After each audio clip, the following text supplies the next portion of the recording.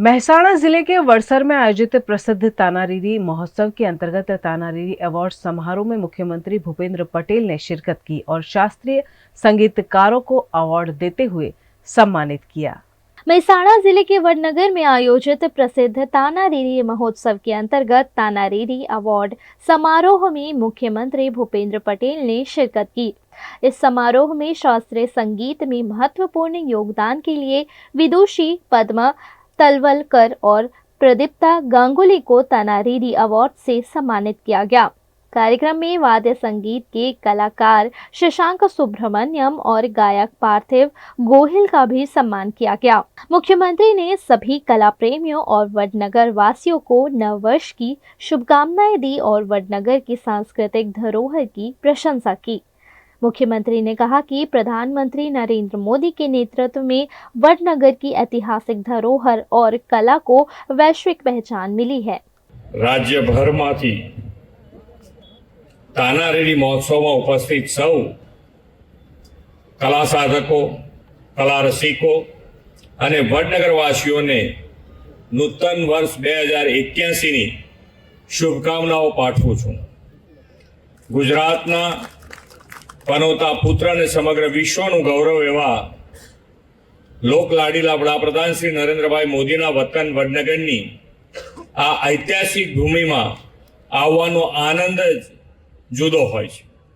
વડનગરમાં ભારતીય સંસ્કૃતિ ધરોહરના હજારોથી વધુ વર્ષથી સચવાયેલો સંવર્ધિત થયેલો ઇતિહાસ છે। તાનારીરી જેવી મહાન કળાધારિણી બહેનોએ મલ્હાર રાગ ગાઈને પોતાના જ્ઞાન સામર્થ્યથી મેઘ વર્ષાવ્યો અને તાનસેનની દાહ શાંત પાડી હતી।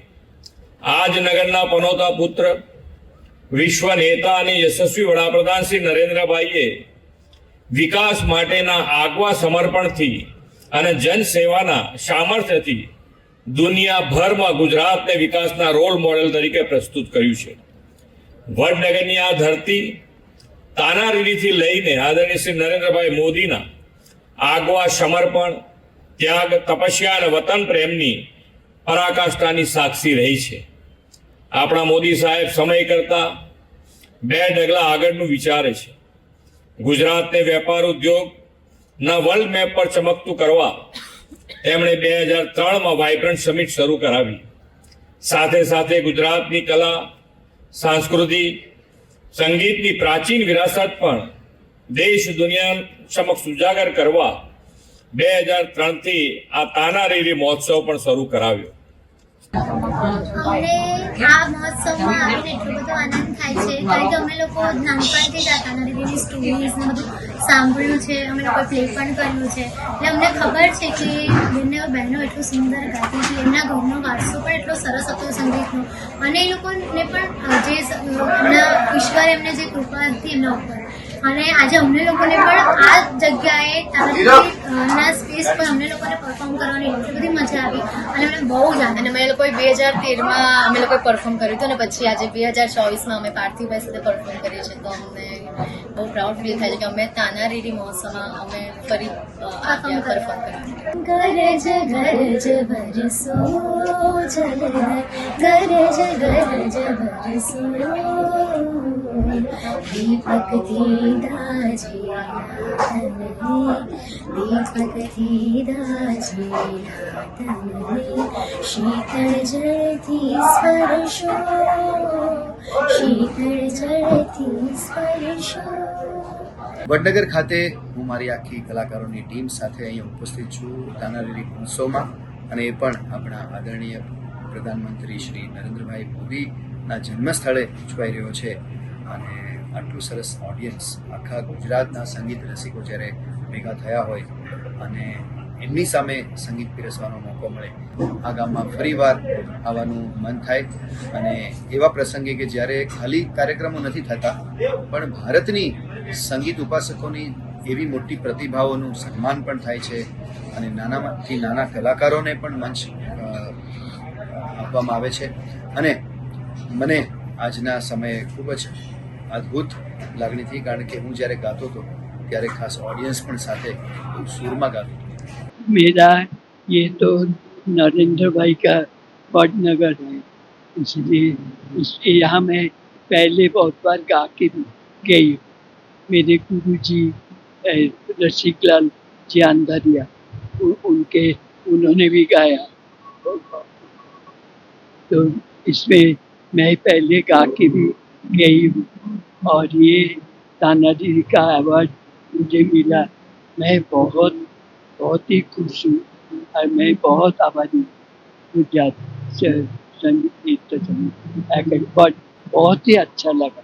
मैं पहले आई भी थी, पहले गा के भी गई, इसीलिए मैं ये थर्ड टाइम आ रही हूँ, तीसरी बार, इसलिए बहुत अच्छा लगा, बहुत ही सुंदर जगह भी अच्छा है। गुजरात के वडोदरा की इंडियन ऑयल कॉरपोरेशन लिमिटेड में कल लगी भीषण आग को देर रात काबू में कर लिया गया है।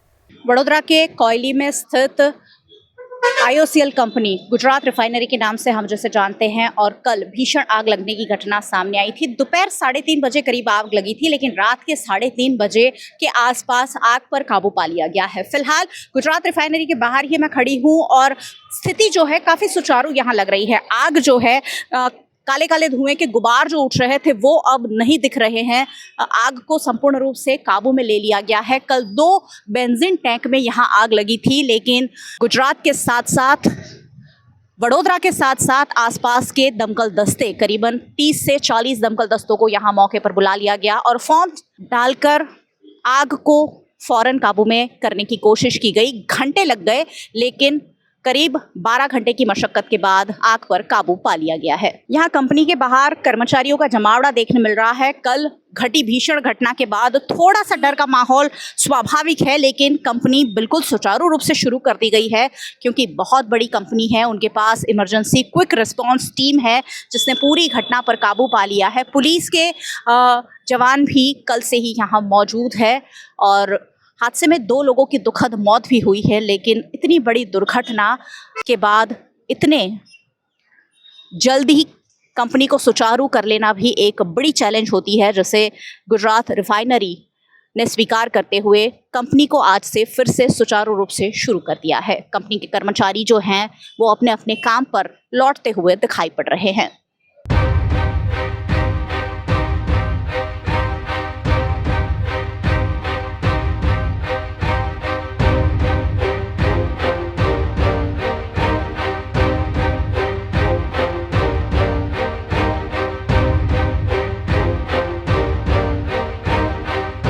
गुजरात के वडोदरा में मानसून के बाद भी सड़कों की खस्ताहाल स्थिति शहर की जनता के लिए परेशानी का सबब बन रही है। वडोदरा के गाजरावाड़ी इलाके में सड़क रोलर कोस्टर जैसी बन गई है। लक्ष्मी गणेश मंदिर से रामनाथ मंदिर तक की सड़क खस्ताहाल हो जाने से लोग परेशान हो रहे हैं। यहाँ हर साल बारिश के बाद सड़क बनाने की नौबत आती है। ऐसे में स्थानीय नागरिक फिर से जल्द सड़क बनाकर देने की मांग कर रहे हैं। આ ગાજરાવાડી લક્ષ્મી ગણપતિ મંદિર થી ઈદા મેદાન યા ટોકીજ રોડ છે, ડિસ્કો રોડ છે। આ એક ગટરના ઢાંકણા ખુલ્લા, ગટરના અત્યારે એટલે ઊંડા ગટરના છે કે લોકો જ્યાં ત્યાં પડે છે, લોકોને વાગે છે। કોઈ અત્યારે એ રોડના સમારકામ માટે કે દિવાળી પહેલેથી લગભગ આ વરસાદ પછીનો આ રોડ ડિસ્કો રોડ થઈ ગયેલો છે। કોઈ જોવા સુદ્ધા નથી આવતું। કોર્પોરેશનના અધિકારી આવે છે, 4 ખાડા પૂરી અને જતા રહે છે। 6 ખાડામાં 10 ખાડામાંથી 4 પૂરે છે, 6 રવા દે છે। કોઈ કહે છે કે 16માં આવેલું છે, કોઈ કહે છે 14માં આવેલું છે। આવી રીતે બાય બાય ચાઇની કર્યા કરે છે અને કોઈ અધિકારી આ રોડને જોવા તૈયાર નથી। वडोदरा के गाजरावाड़ी में पानी की टंकी से लेकर बिहार सिनेमा जाने वाली सड़क पर ड्रेनेज के ढक्कन खुले हुए देखने मिल रहे हैं। यहाँ ड्रेनेज का लेवल मेंटेन नहीं होने से वाहन चालक परेशान हो रहे हैं। वहीं ड्रेनेज के खुले ढक्कन से अप्रिय घटनाओं का डर भी सता रहा है। जगह जगह बड़े गड्ढों से वाहन चालक परेशान हो रहे हैं, लेकिन प्रशासन है कि मामले से अनजान बना हुआ है। આ ખરેખર મેન તો રામનાથ સ્મશાન ગૃહ છે અહીંયા ને જે અહીંયા ઘાસ સારો તમને દેખાય છે, પબ્લિક પુણ્યના કામ કરવા માટે પણ આવતું છે અને એટલો મહત્વનો રોડ છે અને એની કાળજી કોઈ દિવસ કોઈએ લીધી નથી આજ સુધી। અહીંયા પાછું રામેશ્વર મંદિર છે, નવનાથ મહારાજનું એક બનાય છે રામનાથ મહાદેવ, અહીંયા પણ પબ્લિક અમારે તો ચલો છે, પણ જે વર્ષો જૂના છે, એજેડ છે, એ લોકો આવતા હોય છે, પણ કેટલા બનાવો બનતા હોય છે, પણ હજુ સુધી કોઈ દિવસ અહીંયા આનામાં મેન તો એટલું જ છે કે અમારા જેવા તો ઠીક છે, પણ જે એજેડ આવે છે એમનો કમરનો દુખાવો આ તે એ ઘણી તકલીફો ઊભી થાય છે. રોડ ઉપર આ એક મોટો ભૂવો પડ્યો છે, પણ એની પાછળ હજુ સુધી કોઈ ઊભું નથી રહ્યું કે કોઈ જોઈને આ તમે ઊભા રહ્યા એટલે હું આવીને ઊભો રહ્યો ને એની શું છે આ ખરેખર જાણવા જોઈએ ને બધા એકત્રિત થવું જોઈએ. આવા તો ઘણી જગ્યાએ છે, જો આપણે સંગઠિત નહીં થઈને આનો ઉહાપો નહીં કરીએ ત્યાં સુધી આ કોઈ ઉલ્લેખ આવવાનું નથી. કોર્પોરેશન માટે તમને મેં કીધું ને કે નાનપણથી અમે આ જ જોયું છે, ખાડા ખોદવાના ખાડા જોયા, વર્ષોથી અહીંયા બરોડામાં રહ્યા છે, આ જ જોયા ખાડા ખોદવાના. વડોદરા નામ નથી, खड़ोदरा नाम કહેવાય આને. गुजरात के कच्छ के धोरडो में विश्वविख्यात रणोत्सव शुरू हो गया है, जिसमें देश विदेश के पर्यटक कच्छ के सफेद रण और गुजरात की संस्कृति को देखने पहुंचे हुए हैं। गुजरात के कच्छ को अब किसी पहचान की आवश्यकता नहीं है। दुनिया भर में कच्छ अपनी भौगोलिक स्थिति के कारण अपनी कला के रूप में प्रसिद्ध है। कच्छ का सफेद रेगिस्तान वर्तमान में पसंदीदा पर्यटन स्थल बन रहा है। कच्छ के रण में रणोत्सव शुरू हो गया है। हर साल की तरह इस साल भी इस त्योहार के अवसर पर पर्यटकों की एक बड़ी तादाद यहाँ शामिल होने वाली है। इस बार यह रणोत्सव 15 मार्च तक चलने वाला है।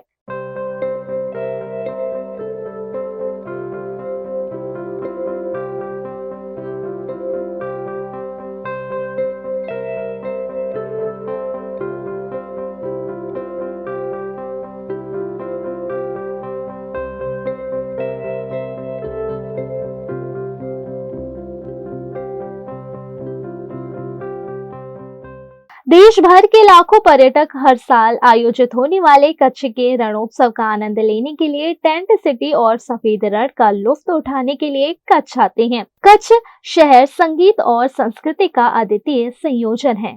यहाँ इस बार प्लास्टिक प्रदूषण हटाने के लिए क्लाइमेट एक्शन पर फोकस किया गया है और प्रवासन स्थल पर प्लास्टिक प्रदूषण न फैले इसके लिए प्लास्टिक क्रशर मशीन रखी गई है, जो सैलानियों के लिए सुविधा रूप साबित होने वाली है। मैं यूपी लखनऊ से आई हूँ अपनी मदर के साथ यहाँ पर गुजरात में, और मेरी मदर उन्होंने मतलब भारत के अलग अलग पार्ट्स देखे हैं एंड उनका ये बहुत टाइम से उनकी ख्वाहिश थी कि वो गुजरात आएँ और गुजरात के कल्चर को एक्सप्लोर करें, यहाँ पर डिफरेंट चीज़ों को देखें।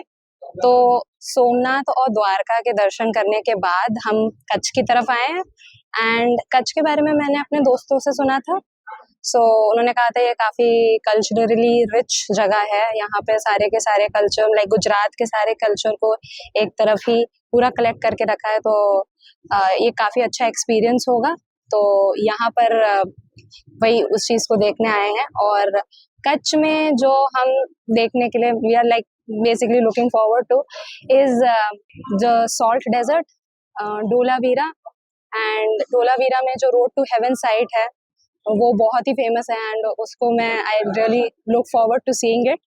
एंड उसके बाद हम हड़प्पन सिविलाइजेशन और उनके म्यूजियम को भी देखना चाहेंगे। उसके बारे में तो मैंने बचपन में किताबों में पढ़ा है एंड काफ़ी कहानियाँ सुनी है उसके बारे में, तो उसको भी मैं देखने के लिए काफ़ी एक्साइटेड हूँ। एंड आई जस्ट विश कि this trip is not only memorable for me but also for my mother because उन्होंने काफ़ी समय से इस चीज़ की ख्वाहिश कर रखी थी कि वो यहाँ पे आएं एंड उनके लिए काफ़ी मेमोरेबल ट्रिप हो। रणोत्सव का आयोजन हर साल कच्छ में गुजरात टूरिज्म द्वारा किया जाता है। यहाँ का मुख्य आकर्षण टेंट सिटी है। इस साल रणोत्सव और टेंट सिटी में बड़ी तादाद में प्रवासी आ रहे हैं। कच्छ की कला और संस्कृति का एक सटीक समन्वय भी टेंट सिटी में देखने मिल रहा है। कच्छ शिल्प की विभिन्न वस्तुओं की बिक्री के लिए स्टॉल भी लगाए गए हैं। भारत के अलावा विदेशी पर्यटक भी टेंट सिटी का आनंद लेने के लिए पहुंच गए हैं।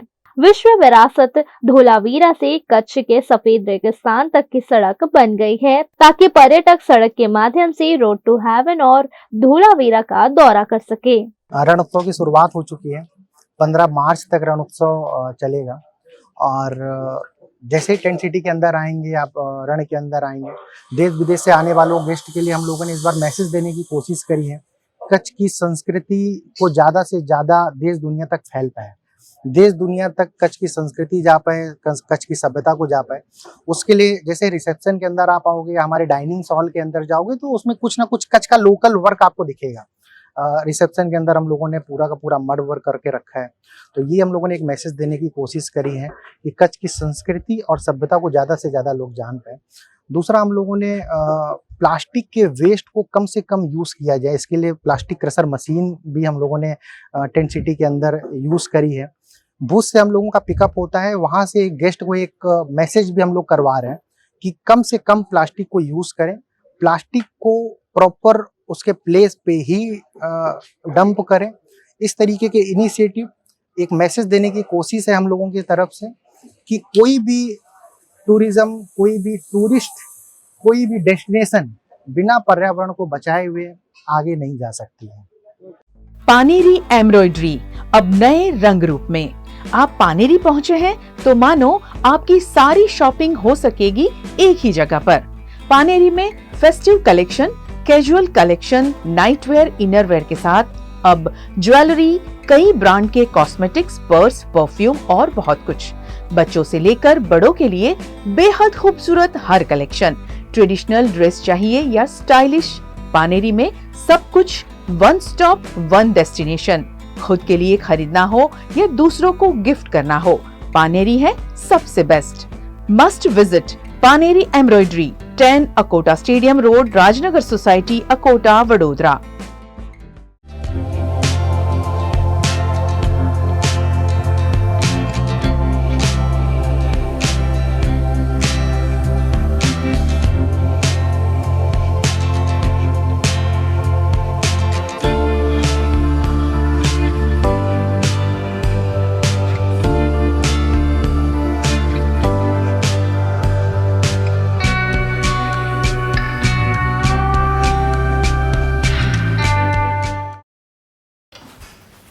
ठीक से साफ करो, ऊपर ऊपर से नहीं। BLDC मतलब बोरिंग लुकिंग, इसको साफ करके क्या फायदा? इतनी बेइज्जती। Switch to RR signature designer BLDC fans, जो बोरिंग लुकिंग नहीं, वेरी स्टाइलिश लुकिंग है।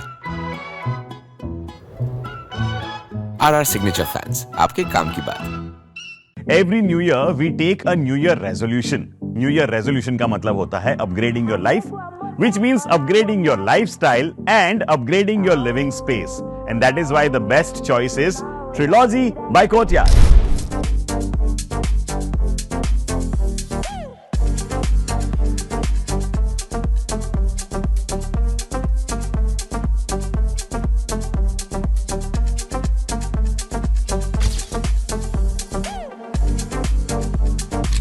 Trilogy by Courtyard. Finest architecture, world-class amenities, and a great space to live. Come check it out.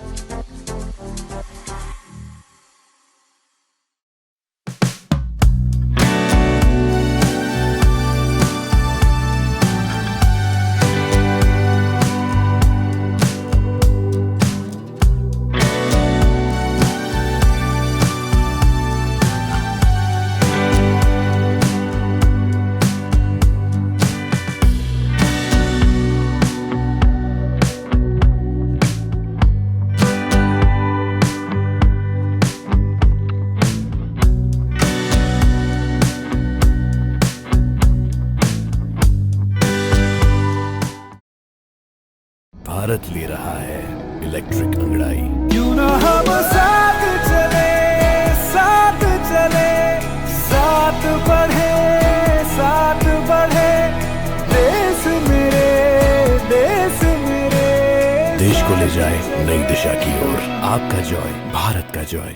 એસી જોઈએ કે રેફ્રિજરેટર, વોશિંગ મશીન જોઈએ કે LED TV, બધું જ એક જ છત નીચે જો બેસ્ટ ઓફર્સ અને બેસ્ટ સર્વિસીસ સાથે જોઈતું હોય તો આવો Himanshu Sales. Visit Himanshu Sales, House of AC, Electronics and Home Appliances, Vadodara, Surat, Halol અને લુણાવાડા. Or call 9825 11157.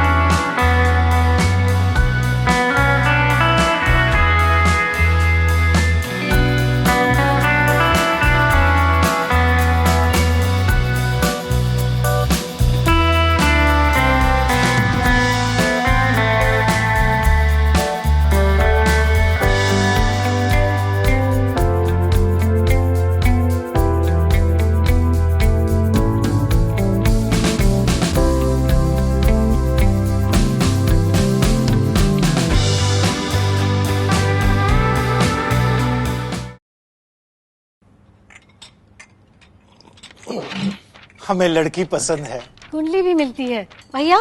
काफी हॉट है। कोने कोने में हवा नहीं पहुंच रही? Switch to RR signature Broadway fans with curve plates जो हवा पहुंचाए कोने कोने में। Feeling like a wow. RR signature fans, आपके काम की बात। Welcome to Courtyard Palladium. 3 BHK large size apartments જ્યાં તમને મળશે એક grand living room with an amazing view, સાથે એક comfortable dining area, a perfect kitchen for your perfect family. Now 3 bedrooms નો પહેલો bedroom with an amazing balcony view. સાથે the second bedroom which is very comfortable, very cozy and has ample of sunlight. And now for the third and the master bedroom of this house. This is so amazing. So grand and so beautiful. Best વાત આ apartments ની એ છે કે અહીંયા તમને મળે છે walk through balcony. So now I'll see you in the living room. Let's go. This is amazing, right? Courtyard Palladium, 3 BHK large apartments near Earth Infinity in Bhaili. Don't forget to visit.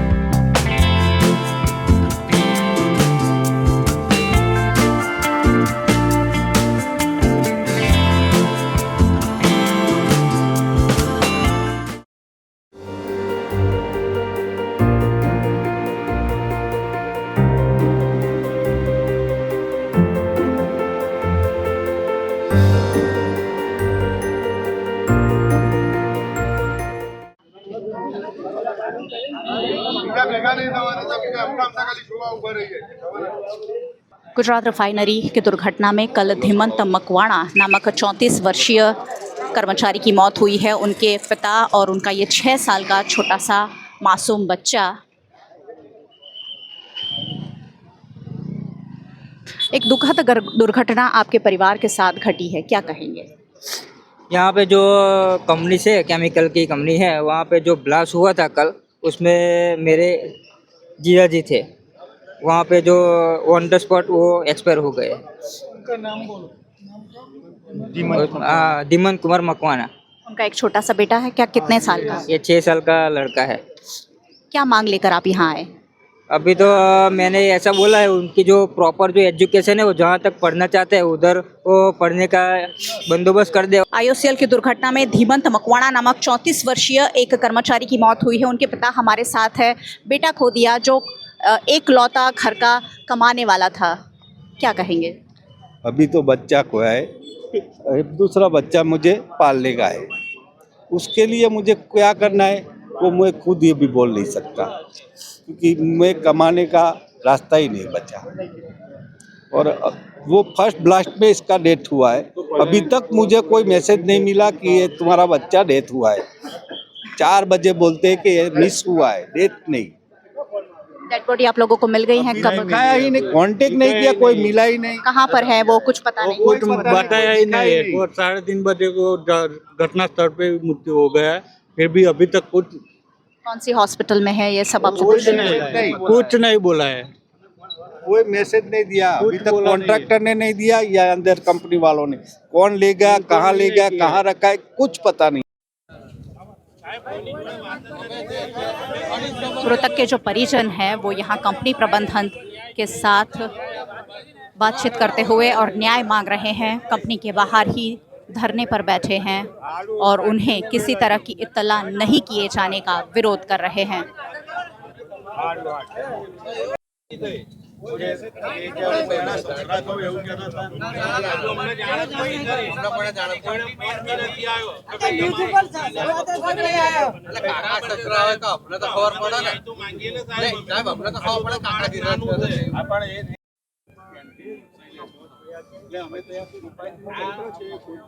Gujarat refinery में कल की आग की दुर्घटना के बाद स्थिति को तो सुचारू कर लिया गया है, आग पर काबू भी पा लिया गया है, लेकिन यहाँ काम करने वाले हजारों कर्मचारी अभी भी कहीं ना कहीं उस घटना से उबर नहीं पाए हैं। और आज कुछ कर्मचारी अंदर जा रहे हैं, वहीं से बाहर भी आ रहे हैं। उनके डर में, उनके जहन में थोड़ा सा डर अभी भी देखने मिल रहा है। अच्छा, क्यों वापस आ रहे हैं? क्या माहौल है अंदर? ड्यूटी खत्म हो गई कि आज ड्यूटी नहीं करने वाले हैं? ड्यूटी नहीं करने वाले। क्यों? माहौल थोड़ा डर वाला।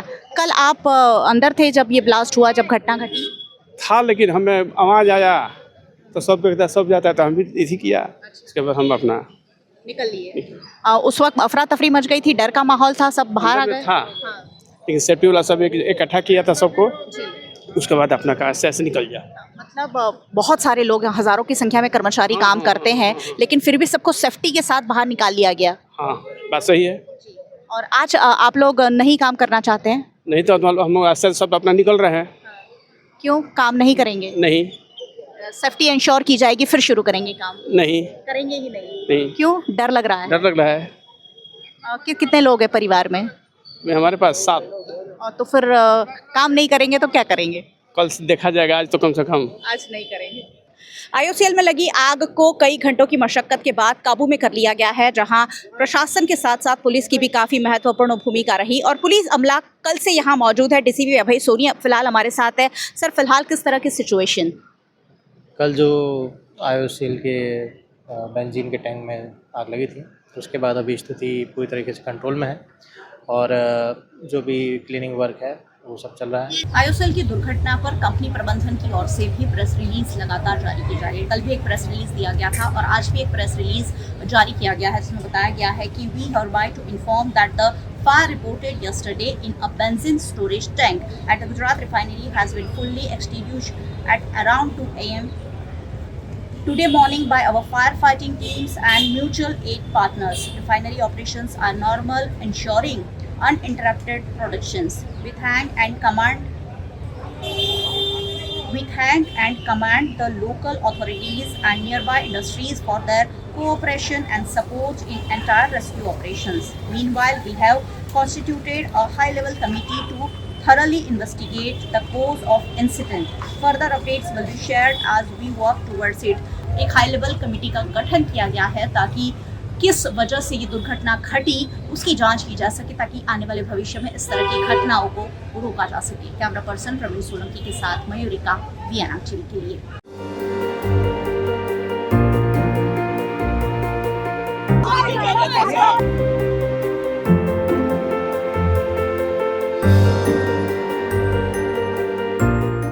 તમે કોણ છો એમના? તમે કોણ? અરે બધા વડીલો જરા ઘરના. કેટલા વર્ષ? શૈલેષભાઈ નો કેટલા વર્ષના હતા? શૈલેષભાઈ 28 વર્ષના. 28 વર્ષ. અને કેટલા વખતથી અહીંયા કામ કરતા હતા? 2 વર્ષથી. કાલે જ્યારે આ ઘટના થઈ ત્યારે તમને ક્યારે ખબર પડી? અમને હજે ખબર ત્યારે એ નહોતા, ત્યારે કેન્ટીનમાં હતા અને જ્યારે ઝઘડા કરી પ્લાન કર્યો ને અમને કોઈ જાણ કરી જ નથી. મમ્મી પપ્પા તો કોણ એને જાણે? કોઈ ઘેર છે જ નહીં. એની સાસુ લોકો ઘેર છે નહીં, મમ્મી લોકો ઘેર છે જ નહીં. કંપનીમાં બેલથી ફોન બી આવ્યો નથી, કોન્ટ્રાક્ટરનો બી ફોન આવ્યો નથી.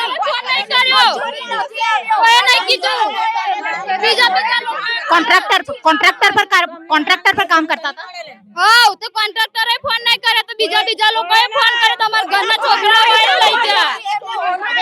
અત્યારે એમની ડેડ બોડી ક્યાં છે ખબર છે તમને? અમને ખબર જ નથી ને. અમને ખબર જ નથી. અમે અહીંયા ખરા નોકરી કરવા તમને ખબર હોય કે તારો ઘણી વાત થઈ ગયો એવું નથી કહ્યું. એને ઘરે આવતા પરિવાર રોડ ઉપર બેહીશું.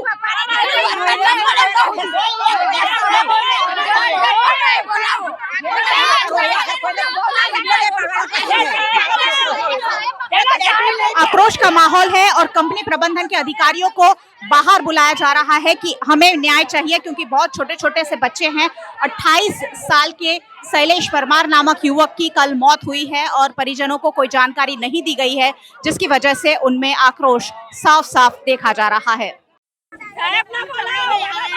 IOCL की दुर्घटना में शैलेश मकवाणा नामक सिर्फ 24 वर्षीय युवक की मौत हुई है और उनके परिवार वाले साथ में हैं जो न्याय मांग रहे हैं।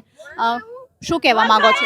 સાહેબને બોલાવો સાહેબ અંદર મોકલેલા એટલે બોલાવો મારો માણસને અંદર મોકલે સાહેબને બોલાવો મારો છોકરો કોણ પાલવશે કશું થશે તો હા કેટલા વર્ષ પહેલા તમારા લગ્ન થયા કેટલા વર્ષ પહેલા લગ્ન થયા 9 વર્ષ છે દીકરી તમારી છે આ બંને બાળકો તમારા છે કેટલા વર્ષના છે અતિ જામ જાય ક્યાં રહેવાનું તમારું કોયલી કેટલા વર્ષથી અહીંયા કામ કરતા હતા 2 વર્ષ થયા 2-2.5 વર્ષ અને કાલે તમને આ દુર્ઘટનાની જાણકારી એ લોકોએ આપી હતી કોઈ આપી નહીં આપી આ લોકો અહીંથી મારા માણસને લેવા નતા દેતા અમારા જ ગામના છોકરાઓ આવીને લઈ જા અરે એ સાહેબને બોલાવો એ સાહેબ જોવે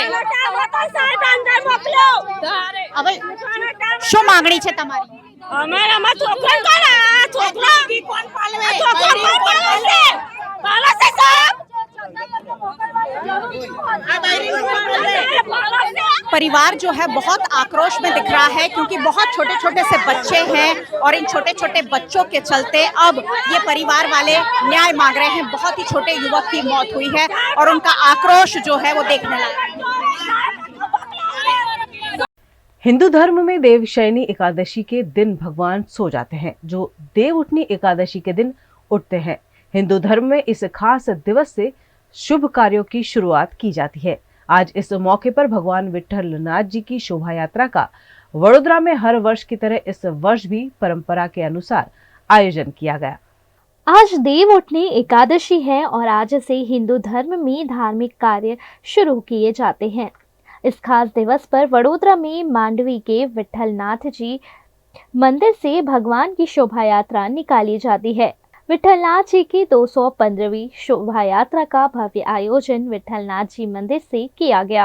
इस मौके पर हर वर्ष की तरह पारंपरिक रूप से राजमाता शुभांगिनी देवी राजे गायकवाड़ ने भगवान विट्ठलनाथ जी की आरती की और फिर उन्हें सोने चांदी की भव्य पालकी में बैठाकर शहर भ्रमण कराया गया। भगवान की पालकी की लीलूवाड़ी में श्री गहीनाबाई महादेव मंदिर ले जाया गया। इस मौके पर मंदिर में सुबह 3 बजे मंगला आरती, 7 बजे श्रृंगार आरती, 8 बजे राजभोग आरती और 9 बजे शोभा यात्रा की आरती आयोजित की गई। रात 10 बजे के बाद परंपरा के अनुसार भगवान विट्ठलनाथ जी का तुलसी जी के संग ब्याह रचाया जाएगा।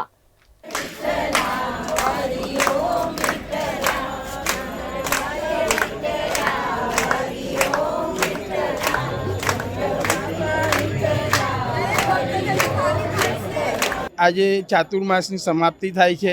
જે રીતે દેવપુરી એકાદશીએ ચાતુર્માસની શરૂઆત થઈ હતી ને આપણો વરઘોડો કેદારેશ્વર મહાદેવ મંદિર ગયો હતો ને ત્યાં હરિહર મિલન થયું હતું, એવી જ રીતે આજે દેવઉઠી એકાદશીએ આપણો વરઘોડો ગૈનેશ્વર મહાદેવ જશે, જ્યાં હરિહરનું મિલન થશે, પૂજન અર્ચન ને આરતી થશે અને વરઘોડો સાંજે 5 વાગે મંદિરમાં પરત આવશે ને રાત્રે 8 થી 11 શાસ્ત્રોક્ત વિધિથી પૂજન અર્ચન થશે।